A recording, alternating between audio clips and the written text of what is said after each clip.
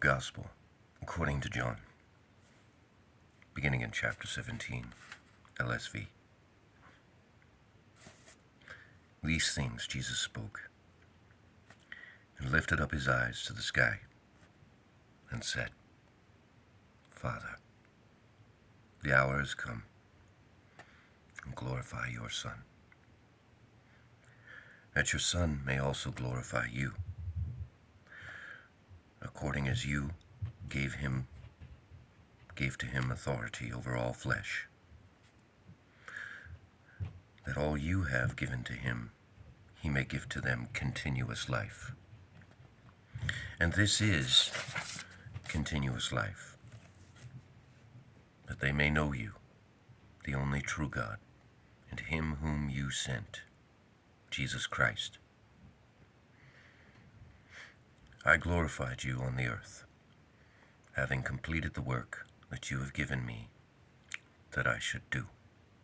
And now, glorify me, you, Father, with yourself, with glory that I had with you before the world was. I revealed your name to the men whom you have given to me out of the world. They were yours, and you have given them to me, and they have kept your word. Now they have known that all things, as many as you have given to me, are from you. Because the sayings that you have given to me, I have given to them, and they themselves received and have known truly that I came forth from you, and they believed that you sent me. I ask in regard to them. I do not ask in regard to the world, but in regard to those whom you have given to me, because they are yours. And all mine are yours, and yours are mine. And I have been glorified in them, and I am no longer in the world, and these are in the world, and I come to you.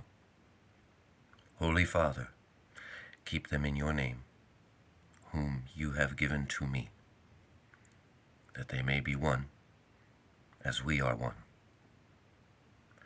When I was with them in the world, I was keeping them in your name. I guarded those whom you have given to me, and none of them were destroyed, except the son of destruction, that the writing may be fulfilled. And now I come to you, and these things I speak in the world, that they may have my my joy fulfilled in themselves. I have given your word to them, and the world hated them, because they are not of the world, as I am not of the world. I do not ask that you take them out of the world, but that you may keep them out of the evil. They are not of the world, as I am not of the world. Sanctify them in your truth. Your word is truth. As you sent me into the world, I also sent them into the world. And I sanctify myself for them, that they may also be sanctified in truth themselves. And I do not ask in regard to these alone, but also in regard to those who will be believing in me through their word, that they may all be one. As you, Father, are in me, and I in you, that they may also be one in us, and that the world may believe that you sent me. And I have given to them the glory that you have given to me, that they may be one, as we are one, I in them, and you in me, that they may be perfected into one, and that the world may know that you sent me, and love them as you loved me. Father, those whom you have given me, I will that where I am, they also may be with me, that they may behold my glory that you gave to me, because you loved me before the foundation of the world. Righteous Father, also the world did not know you, and I knew you, and these have known that you sent me, and I made known to them your name, and will make known that the love with which you loved me may be in them, and I in them. Having said these things, Jesus went forth with his disciples beyond the brook of Kidron, where there was a garden into which he entered. Himself and his disciples, and Judas also, who delivered him up, had known the place because Jesus assembled there with his disciples many times. Judas, therefore, having taken the band and officers out of the chief priests and Pharisees, comes there with torches and lamps and weapons.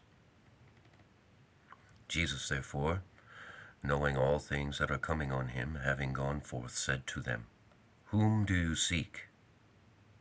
And they answered him, Jesus of Nazareth. Jesus says to them, I am. And Judas, who delivered him up, was standing with them. When therefore he said to them, I am, they went away backward and fell to the ground. Again, therefore, he questioned them, Whom do you seek? And they said, Jesus the Nazarene. Jesus answered, I said to you that I am. If then you seek me, permit these to go away. And the word might be fulfilled that he said, Those whom you have given to me, I did not lose even one of them. Simon Peter, therefore, having a sword, drew it and struck the chief priest's servant, and cut off his right ear. And the name of the servant was Malchus. Jesus, therefore, said to Peter, Put the sword into the sheath. The cup that the Father has given me, may I not drink it? The band, therefore, and the captain and the officers of the Jews took hold of Jesus and bound him. And they led him away to Annas first, for he was the father-in-law of Caiaphas, who was chief priest of that year. And Caiaphas was he who gave counsel to the Jews, that it is good for one man to perish for the people.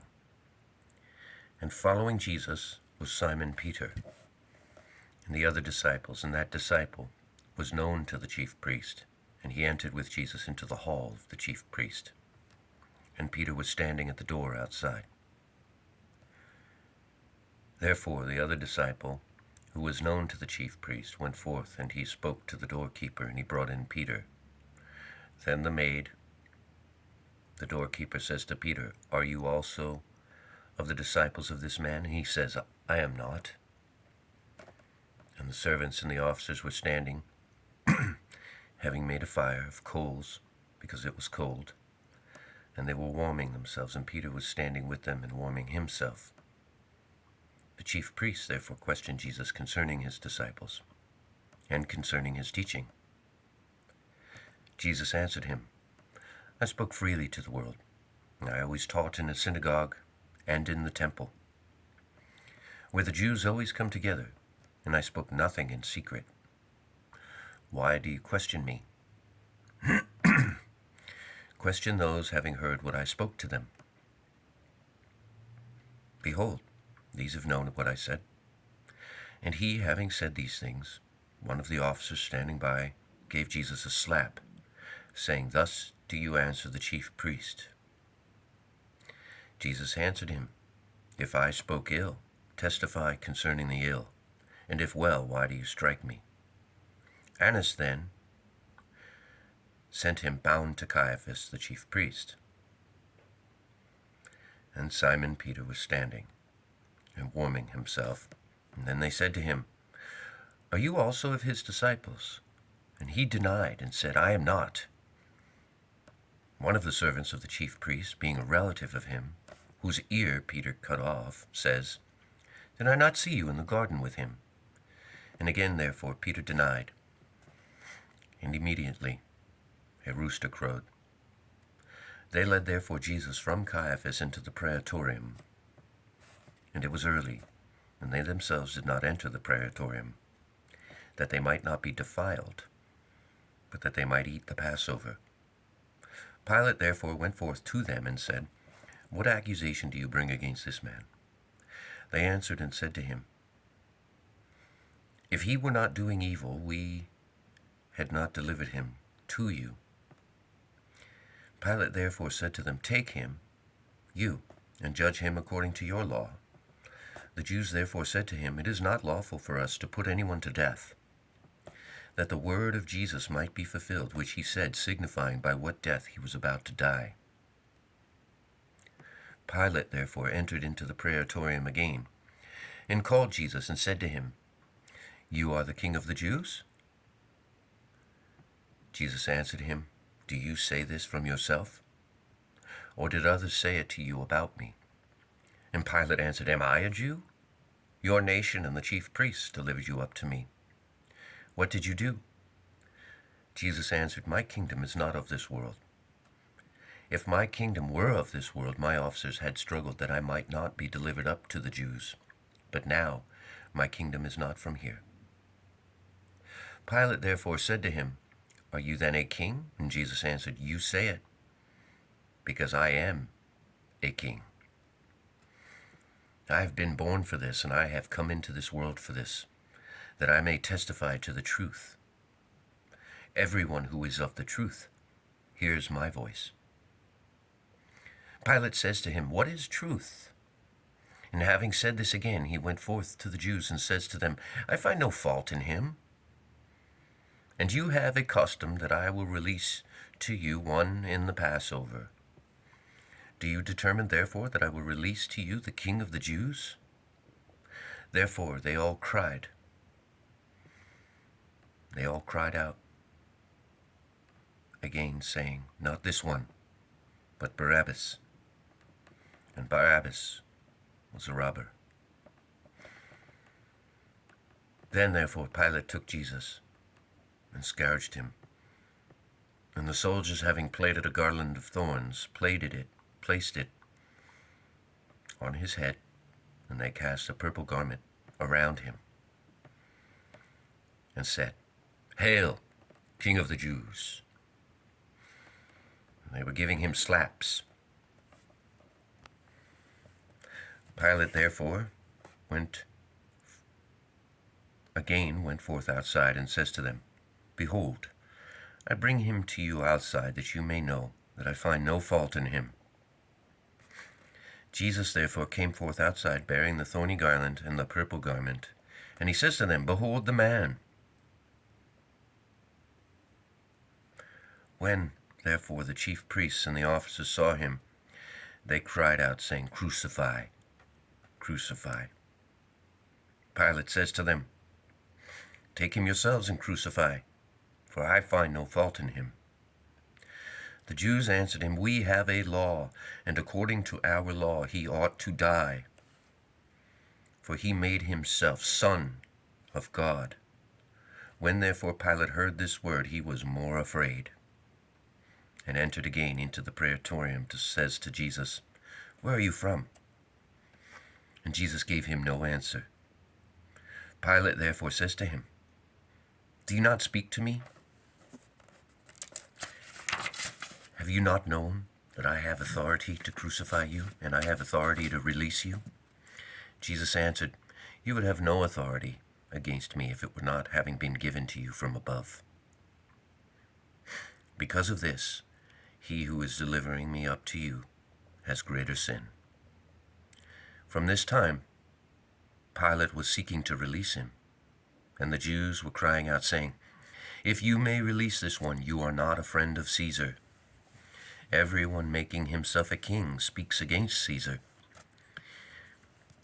Pilate, therefore, having heard this word, brought Jesus outside, and he sat down on the judgment seat, to a place called Pavement, and in Hebrew, Gabbatha.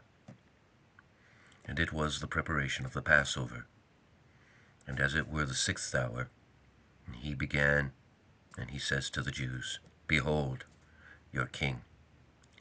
And they cried out, take away, crucify him. Pilate says to them, will I crucify your king? The chief priests answered, we have no king except Caesar.